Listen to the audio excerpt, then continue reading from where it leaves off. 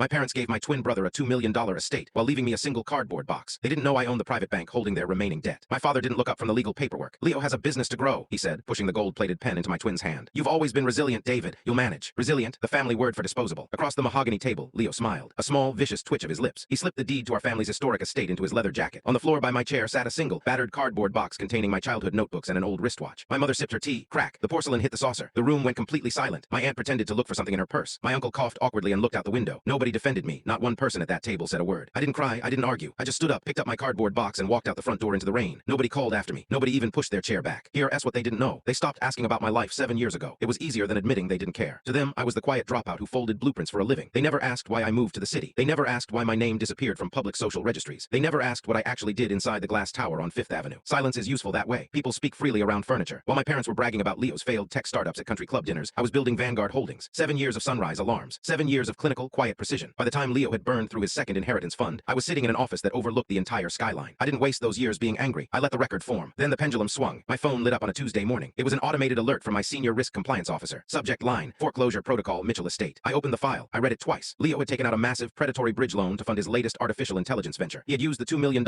family estate as collateral. The venture had collapsed in 90 days. The lender was an offshore subsidiary called Apex Capital, and Vanguard Holdings had acquired Apex Capital 3 weeks ago. My desk phone buzzed. It was my executive assistant. Mr. Vance, the borrowers for the Mitchell account are outside.